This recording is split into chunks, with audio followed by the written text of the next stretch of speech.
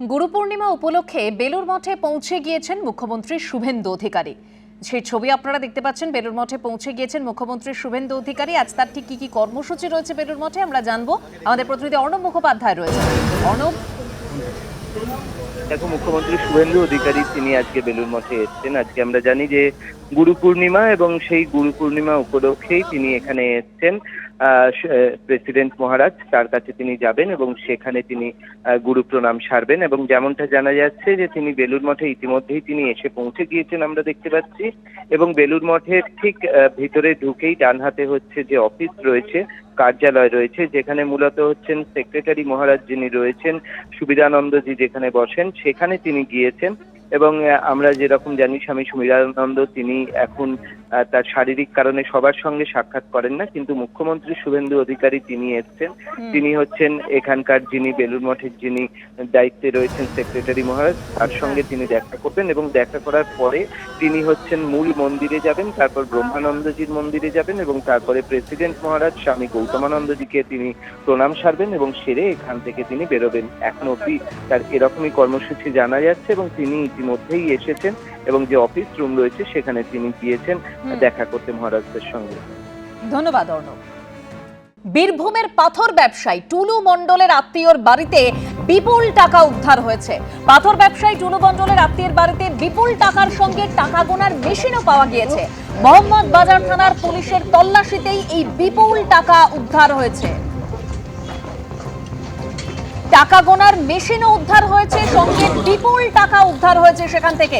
মোহাম্মদ বাজার পুলিশের তল্লাশিতেই উদ্ধার হয়েছে। এখন কি তথ্য পাওয়া যাচ্ছে, কি আপডেট, আমরা সরাসরি চলে যাব আমাদের প্রতিনিধি ভাস্কর মুখোপাধ্যায়ের কাছে। ভাস্কর,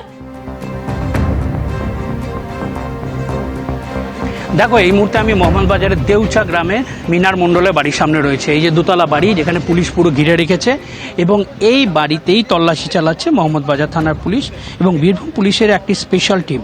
এবং যেটা জানা যাচ্ছে যে বেশ কয়েকদিন আগেই পুলিশ খবর পায়, গোপন সূত্রে খবর পায় যে এই বাড়িতে টাকা মজুত করা হয়েছে এবং সেই খবর পাওয়ার পরই পুলিশ একটি টিম তৈরি করে এবং প্রথমে মিনার মণ্ডলকে তোলা হয়, তার সঙ্গে আরও 4-5 জনকে তোলা হয়, থানায় নিয়ে যাওয়া হয়, থানায় নিয়ে গিয়ে জেরা করা হয়। কিন্তু সেই সময় এই বাড়িতেও কিন্তু পুলিশ মোতায়েন করা হয়। তারপরে আজ ভোর রাতে প্রায় 7 থেকে 8 গাড়ি পুলিশ আসে এবং পুলিশ এসে এই বাড়ি ঘিরে ফেলে এবং তল্লাশি চলছে। এবং সেই ভোর থেকে এখনও পর্যন্ত তল্লাশি চলছে। যেটা আমরা পুলিশ সূত্রে জানতে পারছি যে বিপুল পরিমাণ টাকা এখানে মজুত করা হয়েছিল এবং শুধু টাকা নয়, টাকা গোনার মেশিনও এখানে ছিল। এবং এরপরই পুলিশ সেগুলো উদ্ধার করে এবং কিছুক্ষণ আগে একটি ট্যাঙ্ক নিয়ে গেছে পুলিশ বড়, যেখানে টাকাগুলি ভরা হবে এবং তার সঙ্গে রয়েছে একটি টাকা গোনা মেশিন এবং একটি প্রিন্টার টাঙ্কনি এবং এখানে এই তল্লাশি এখনো চালানো হচ্ছে। আমরা যেটা জানতে পারছি ঠিক দোতলা ওপরে, অর্থাৎ এই ঘরের যে দোতলার ওপরে সেখানে তল্লাশি চলছে। এবং এই যে মিনার মণ্ডল হচ্ছে সরকারি বাসের চালক ছিলেন। তিনি বেশ কয়েক বছর আগে অবসর গ্রহণ করেছেন, কিন্তু তার পরিচিতি হচ্ছে এটাই যে এখানে যে বিখ্যাত পাথর ব্যবসায়ী টুলু মণ্ডল, সেই টুলু মণ্ডলের তিনি আত্মীয়।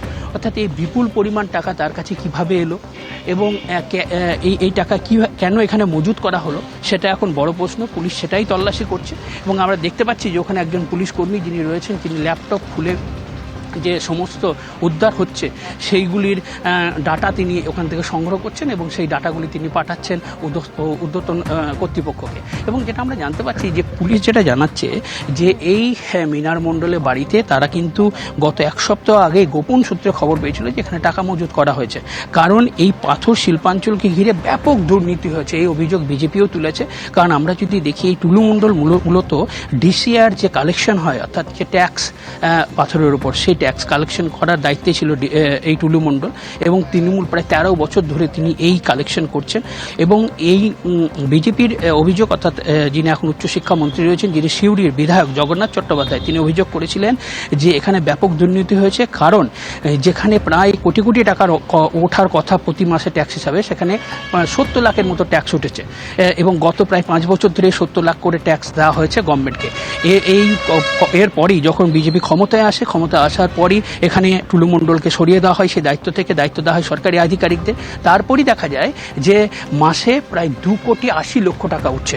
অর্থাৎ এই বিপুল পরিমাণ টাকা কোথায় যাচ্ছিল, কোথায় গেছে, কাদেরকে গেছে, কিভাবে এখানে মজুদ হয়েছে, পুরো বিষয়টি তদন্ত করে দেখছে এবং পুলিশের সন্দেহ এখানে বিরাট অঙ্কের টাকা উদ্ধার হবে।